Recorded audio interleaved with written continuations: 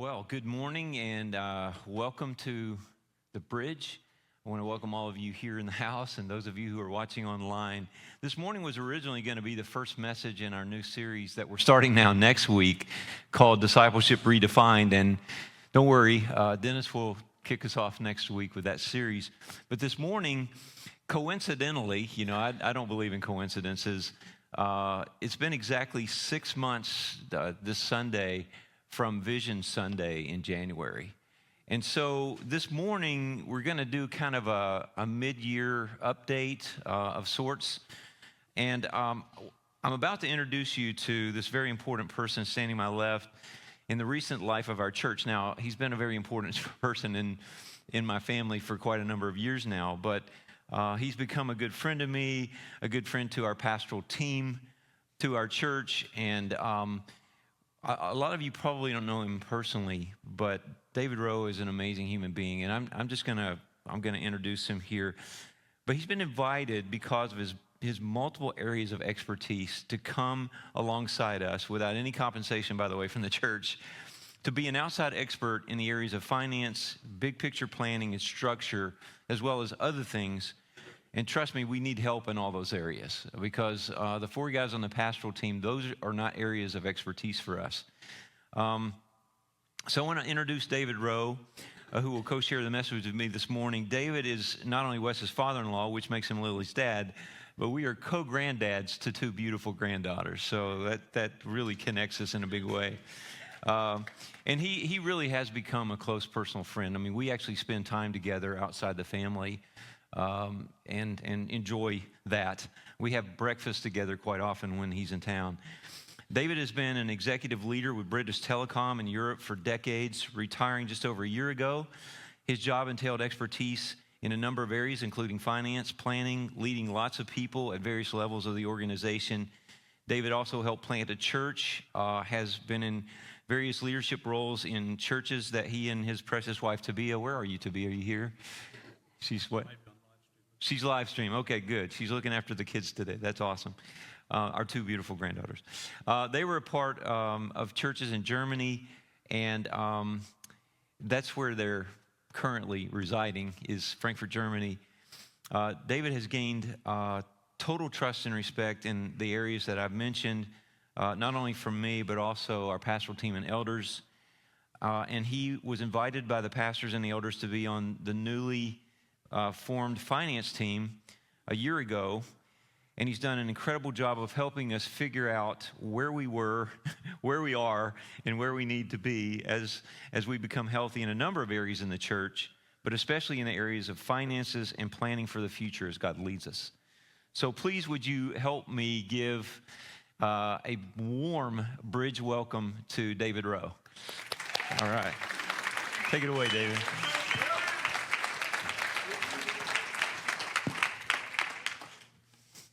Thank you very much, Neil.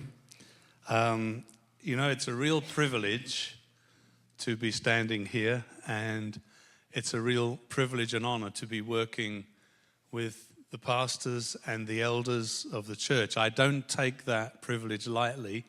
It really is an honor to be able to work with them, get to know them, and journey with them.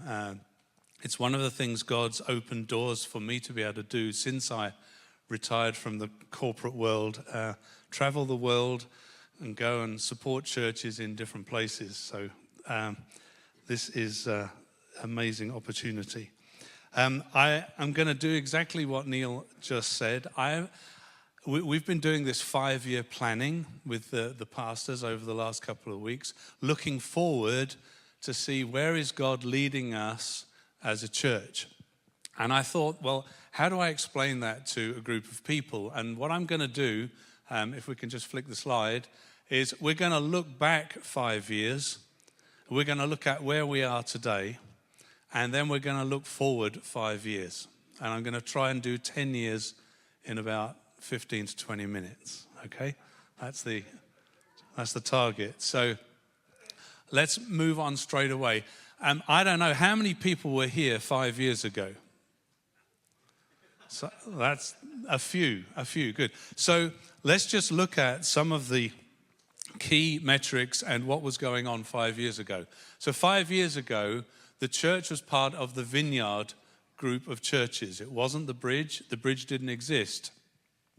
And the average attendance in this room 5 years ago in 2019, before COVID, we didn't know COVID was coming, was 69 people with an average weekly income of just under $4,000, which if you do the maths is $55 per average person through the year. 55. So just remember the number 55.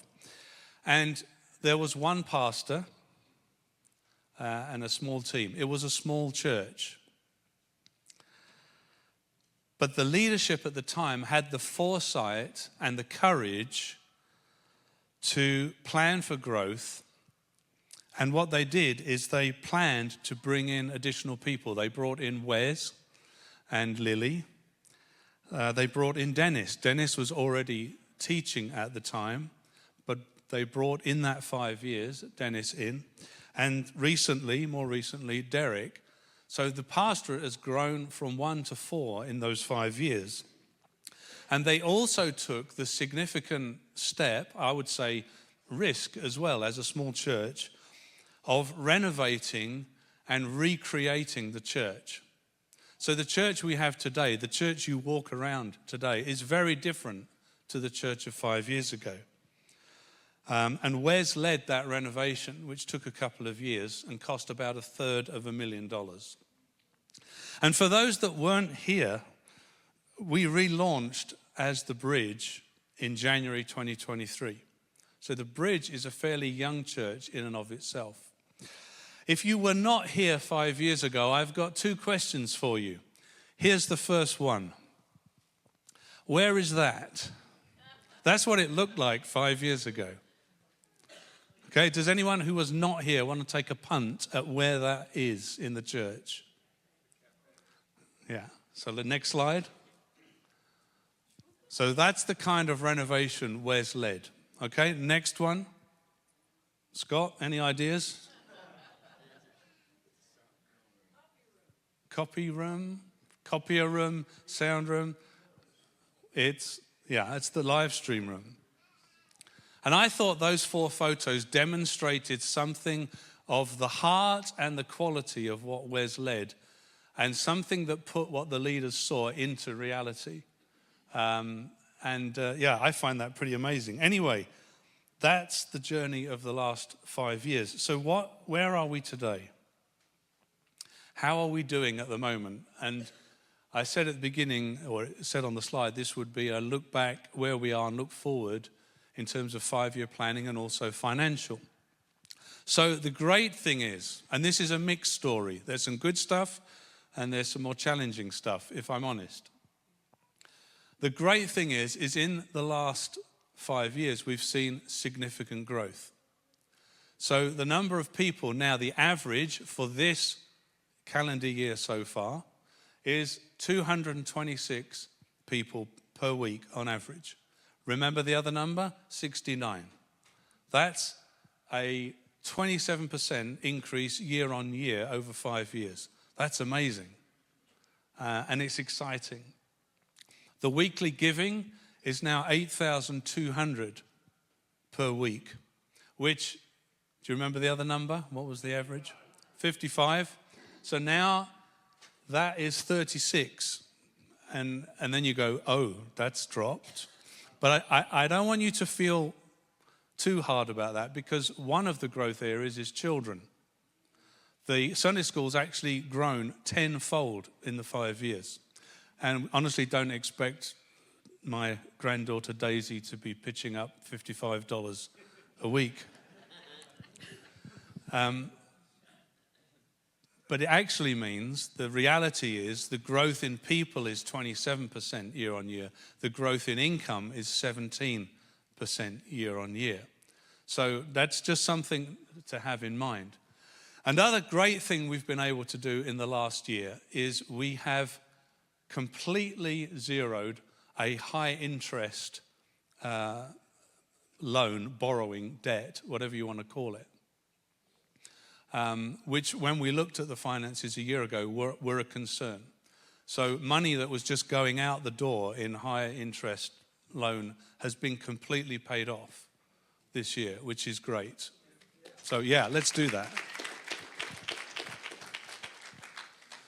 The other thing, in terms of a half-year review, the budget we set and shared at the beginning of the calendar year, we are generally on track.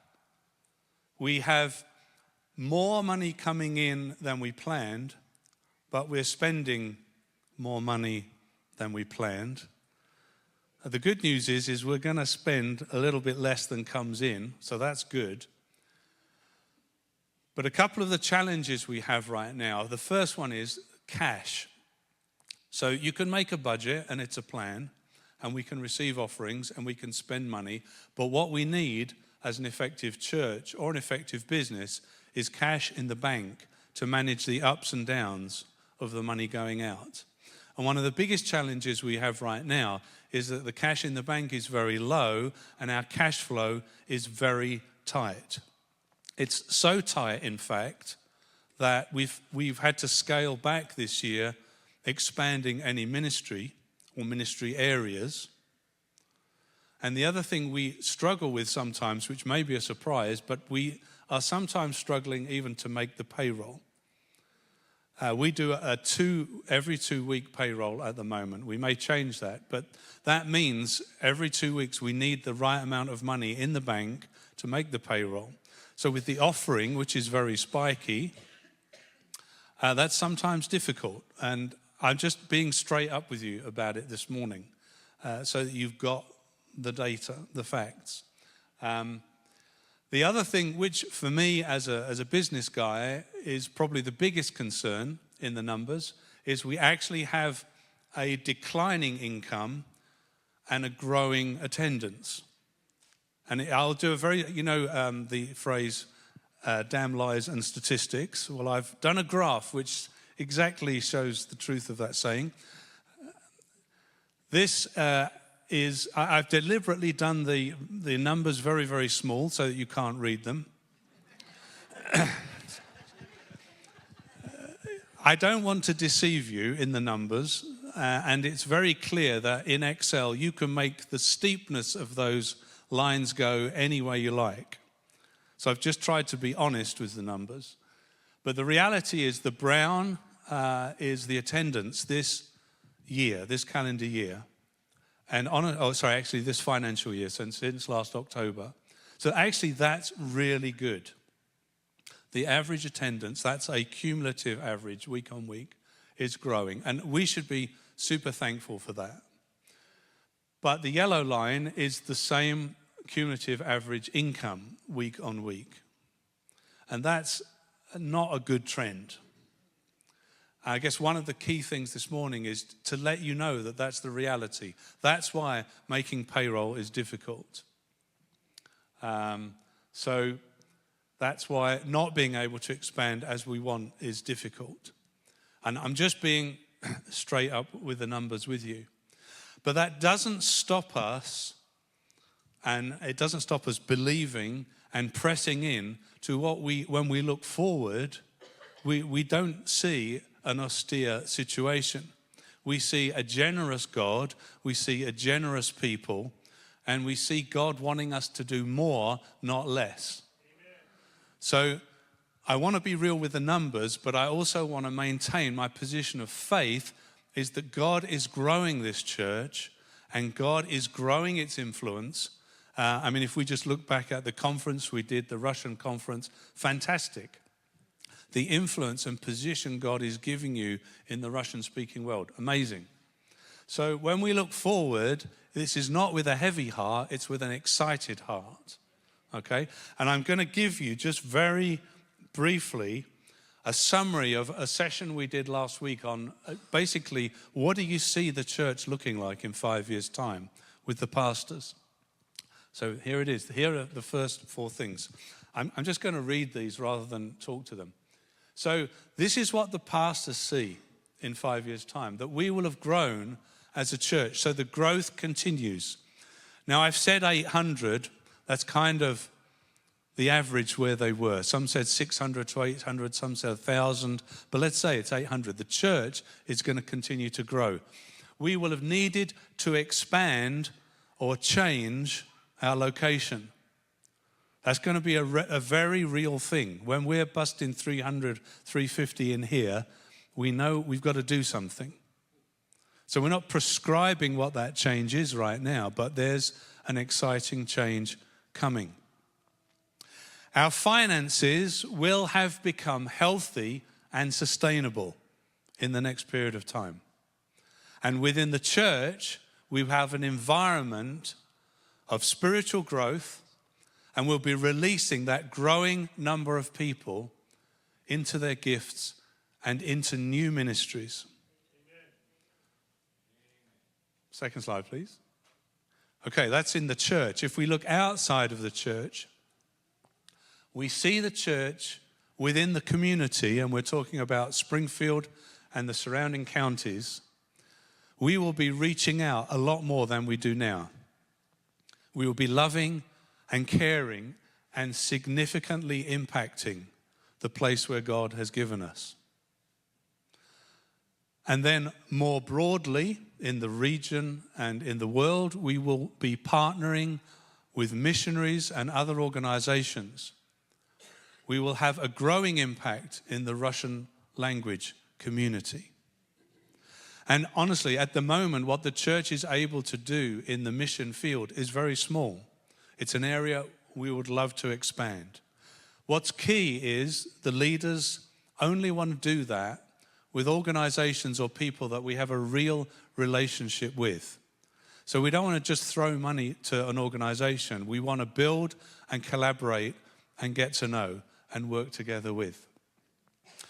We will have also established new media and new music publications. At the moment, we see that starting. Wes obviously has his music ministry and gifting. Dennis has a very exciting Russian language YouTube channel. But that's just the start. That's going to grow. And then finally, I asked the leaders, what are you known for as a church? So if you bump into someone in Kroger and you have a conversation and they find out you're from the Bridge, what do they say? What's the buzz? And the answers that came back is, we will be a genuine people, we will be generous, we'll be a little bit crazy, and we will be living to see what God is calling us to do and going after that. So that's the 5-year view. So very quickly, we've looked back, we've looked at the present, and that's the future. So I hope that kind of inspires and excites you about what's going on, even if there are some current challenges to manage. And then I was thinking, well, if you're here and you're relatively new, how can I get involved with what God's doing?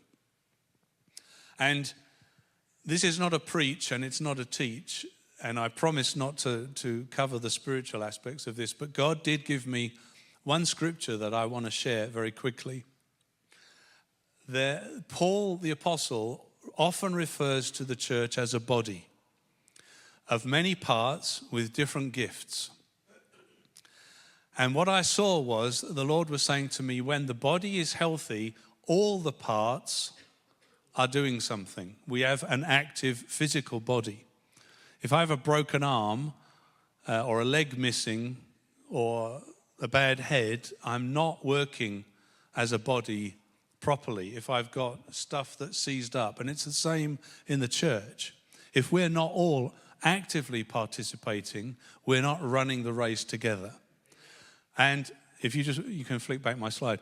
I just thought, well, there must be some things. These are very simple, but I hope, again, they inspire you. I was thinking, if you're not directly involved in any of the ongoing ministries in the church, why not consider joining one? If you're a leader, but you're not leading anything, if you know God made you a leader, but you're not leading anything, then why not talk to one of the pastors about how you can get involved in leadership? If you're willing to serve, why not consider being a volunteer? There are numerous volunteer slots you can be involved with. If you're not contributing financially, you've seen the numbers, why not consider doing that? We are completely self-funded, by the way. There is no external money coming in. It may look great, and it is great, but there is no outside money coming in. So please consider that, and Neil will talk about that in a moment. And if you're contributing financially, thank you. But please talk to the Lord about if there's further opportunities for you to be involved. And that's really it. That's everything I wanted to share this morning. I see a healthy church. I see a healthy church growing. I see some challenges, but I believe with all my heart that we can overcome those and press towards that 5-year vision. Neil, over to you.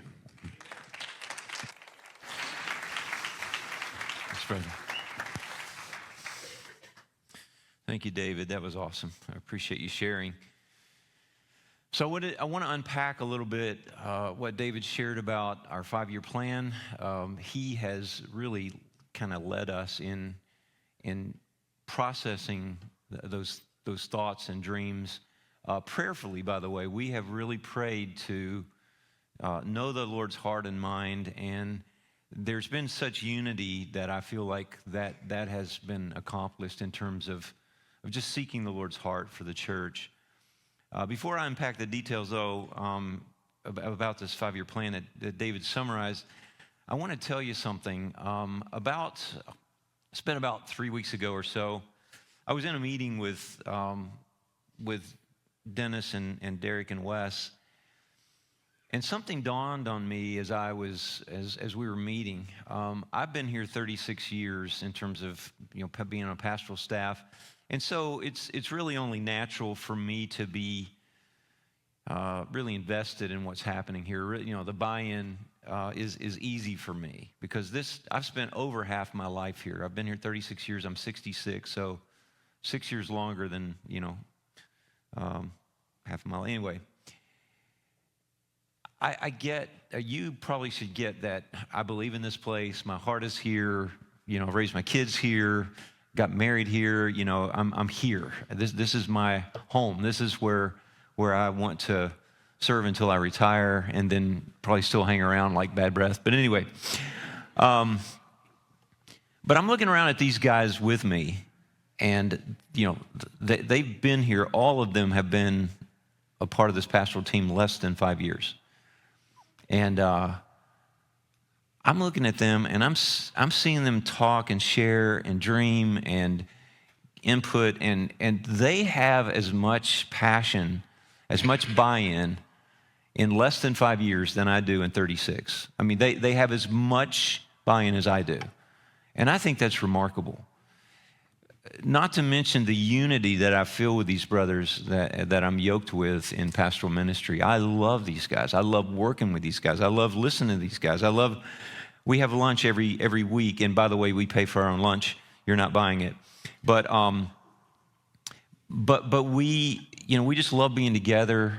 We love hanging out together, but we really, really, really love dreaming about what God's doing and talking about, thinking about this place, you guys, and where God is taking us. It's just really our hearts. And so it's a joy, it's a privilege to work with the three of them. And these last 4 years have been absolutely incredible. And by the way, I'm going to be referring to my notes a lot today because there's a lot of information. Dennis and I preach one-point sermons, so it's easy when you do that to kind of look away from your notes and walk away and talk. But I have, I'm going to be going point to point this morning of expounding on what David talked about in his summary of our 4-year plan, or our 5-year plan.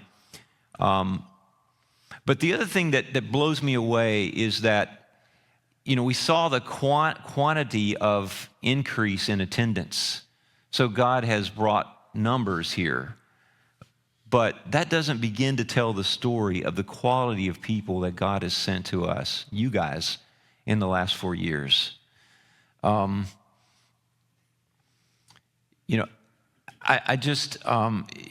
He has assembled a group of people to do something amazing in and with and to. I should say to, in, and with.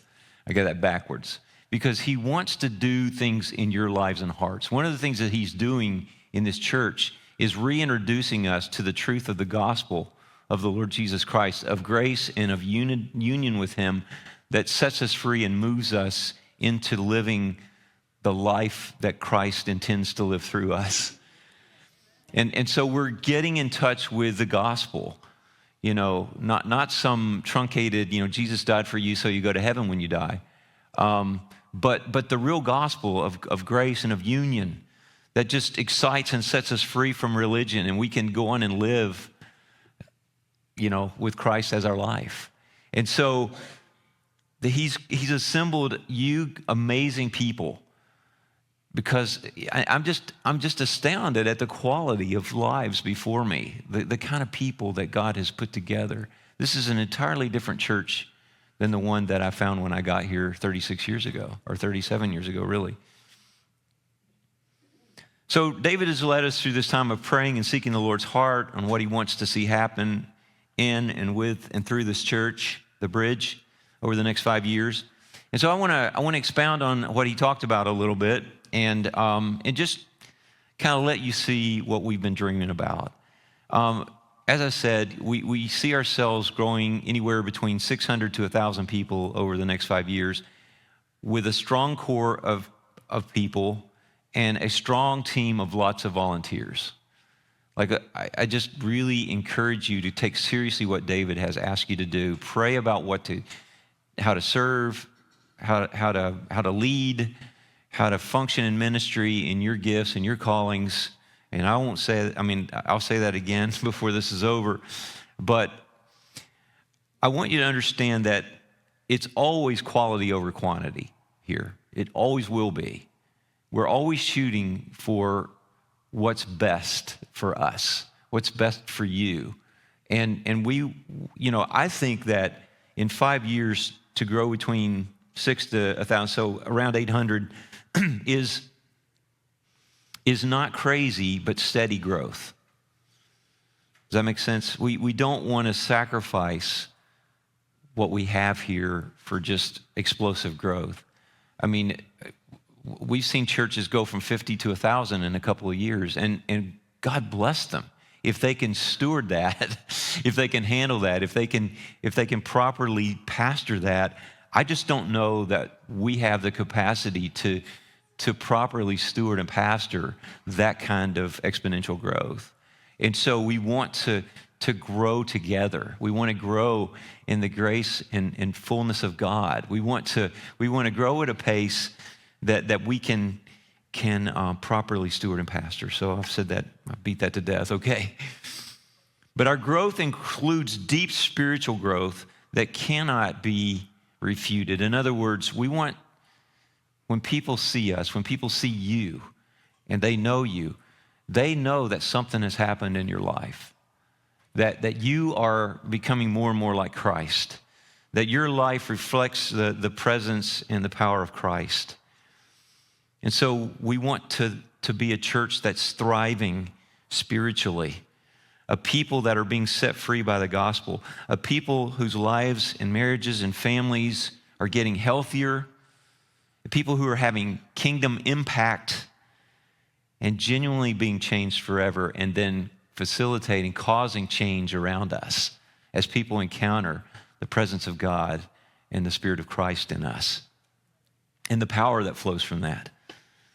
Man, I just dream of a time when me or one of us just walk into a room and the atmosphere changes. Demons start screaming and flying out, and people are spontaneously healed. I mean, I think that can happen. I really do.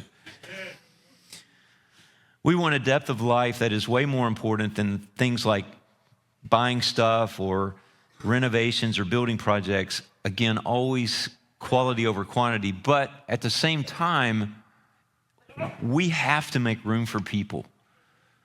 Like, how many people is enough that we see come into the kingdom and become a part of this church body? And over again, I hear people say, I've heard it just a month ago. This couple that came here for the first time, they had been here 3 weeks when they talked to me, and they said, I told my friend this feels like home. I've heard that dozens of times as new people have come. This feels like home. Well, what they're experiencing is the presence of God primarily. But we always want to be able to welcome people. And so that means that this facility is going to have to expand some way. And making room for people always involves financial sacrifice. It always involves spending money, because you can't expand a facility and you can't buy property and build, without financial support. So, that's really important to understand. I just want to mention that we prefer to stay a single-site church, but we are open to being a multi-site church. In other words, we're open to planting churches. We're open to, and ultimately we would like that. Any healthy plant reproduces itself. Trees don't just get bigger and bigger and bigger. They plant other trees, right?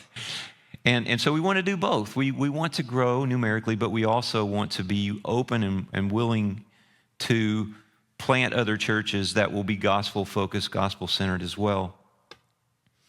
But we prefer staying with a single service. I want you to know that. And we'll do everything we can to stay together until we have to, for a time, multiply to more services. But we want you to know that we love the quality that we have between, before and after our church services. There's a lot of camaraderie, there's a lot of interaction, there's a lot of relationship happening, conversations in the hallway, people, praying for each other, just staying for half an hour to an hour after the service to talk and to get to know people and to renew friendships and so forth. And we love that, and we never want that to stop. So we'll never be in a situation where we have bumper-to-bumper services where we got to shove people out the door so we can get the parking lot empty, so we can get the parking lot full again, so we can move right into the next service. We don't want that. We don't like that kind of in and out atmosphere. So you're not going to experience that here.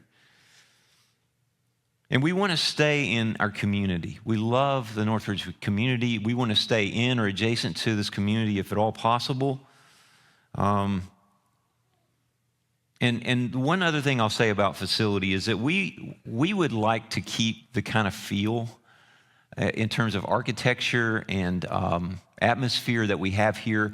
Even if we are in a facility that's 10 times larger than this, we would love to keep this kind of feel. So we're gonna keep that in mind as we build. I do not like to be in what I call airport terminal churches.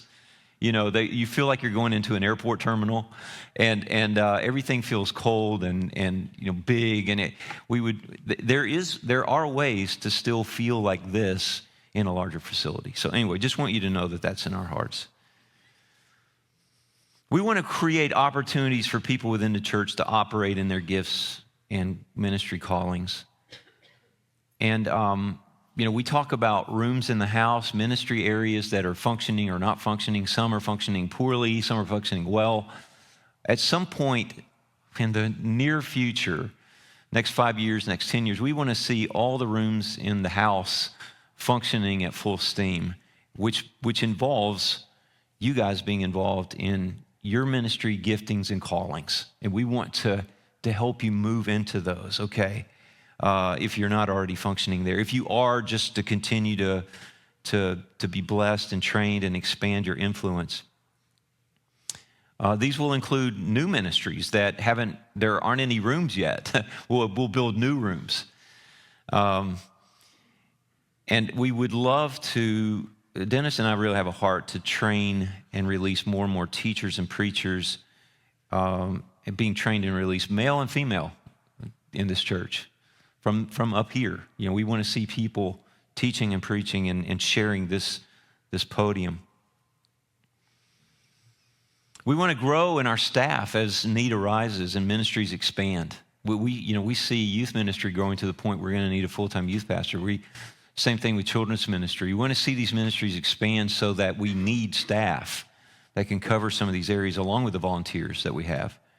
We want to pay Derek Ellis. He doesn't get paid, by the way. He works 20 hours a week, no pay. We would love at some point to pay him, and that's a priority.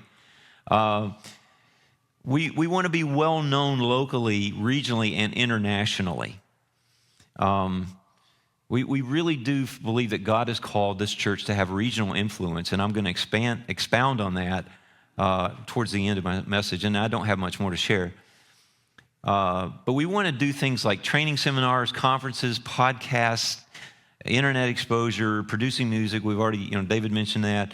Operating out of this home base, but we really do want to have expanding influence. And I believe God is doing this. Do you know, you have no idea, I don't think any of us do, including myself, Dennis more than anyone, the impact that we have with Russian-speaking people. I mean, thousands of people are watching our services, hearing our sermons. And I'm so thankful for that, because I really believe we have something to say to the church and to people all over the world.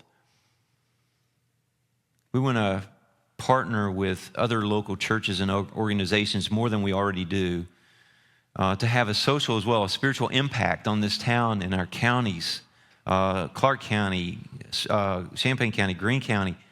For example, we really want to pour more resources and people, man hours and so forth into things like Young Life and Pregnancy Resource Center and feeding the hungry, caring for the homeless, doing things outside the community that are going to bless those in need and people that we want to love on. We want to host generous and fun community events like block parties and concerts and just things like the trick or treat, or what do they call it, trunk or treat outreach that we do in October. We want to do more of those kind of things in the community. We want to become more involved in supporting in specific missions and missionaries with people that we know and have relationships with, like David said. And by the way, the one missionary couple that we're supporting right now, and this year we haven't been able to give them much support because of our lack of cash flow and so forth. Kevin and Kristen Bucher, they're going to be here in August to share their work in Georgia. And I'm not talking about next door to Alabama. I'm talking about in southern Russia. It used to be part of the Soviet Union. Now it's its own separate country. It's just south of Russia. But they're there full time, and they're going to be coming to share in August with us.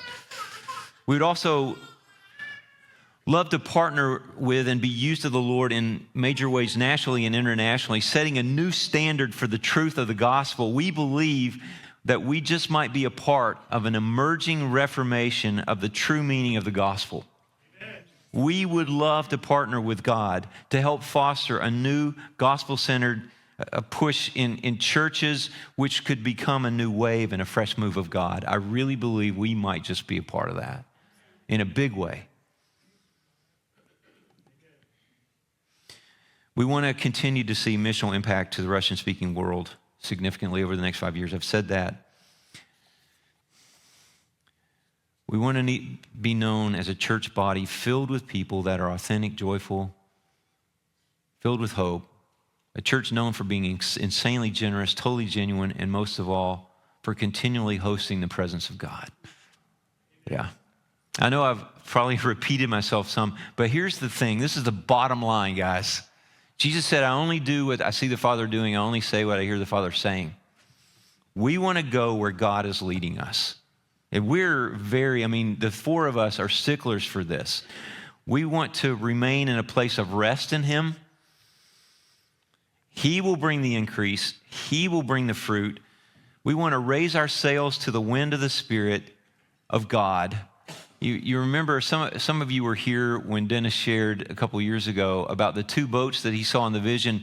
One was this long boat with all these oars sticking out the side and these people just rowing as hard as they can. Beautiful, moving through the water, but a lot of straining at the oars, a lot of striving, a lot of fleshly power.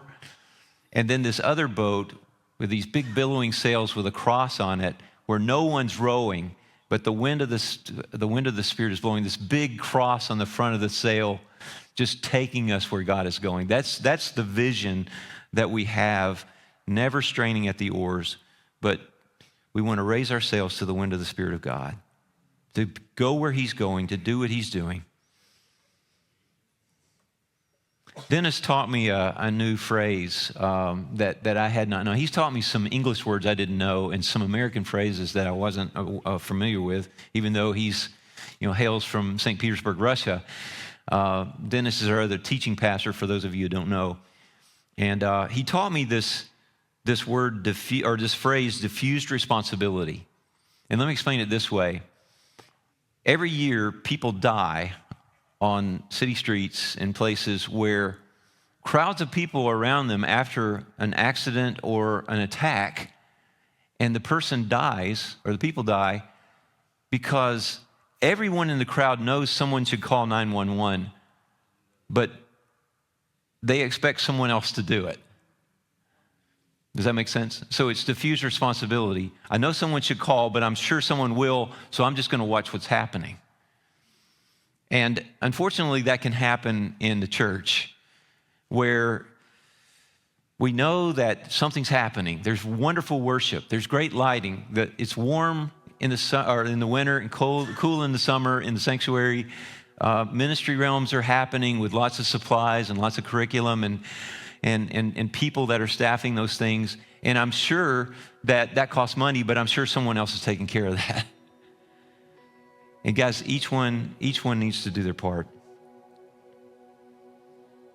Deb and I have committed for the rest of our lives, for the 33 years we've been married, and for the rest of our lives, that we will give 10% of our gross income to this church.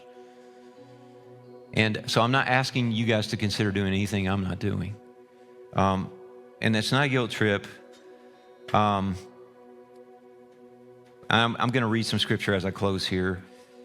But doing our part seems to be the right thing to do. And once again, I'm just going to ask you, David asked you to do this. Just this week, don't put this off because you'll forget it. This week, go to the Lord and say, Lord, what would you have me, my family, contribute to what God is doing and where God is taking us? Because it does cost money. I could elaborate on that. I'm not going to. There was a man who decided to tithe. He decided to give a 10% to the church. And he went to his pastor and he said, Pastor, a year later, he said, I've been giving 10%. He said, I've been giving a tenth of my income to the Lord this year, and the Lord has blessed me beyond measure. And he said, I'm so excited about that. Next year, I'm going to give a 20th. Okay, that's less than 10%, yeah. Just want to read the scripture as I close. Remember this: whoever sows sparingly will also reap sparingly. Whoever sows generously will also reap generously. Each of you should give what you have decided in your hearts to give. That's between you and the Lord. It's always going to be between you and the Lord.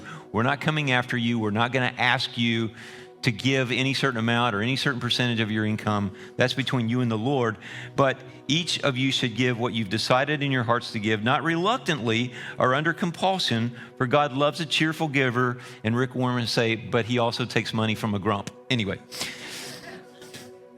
And God is able to bless you abundantly, so that in all things, at all times, having all that you need, you will abound in every good work.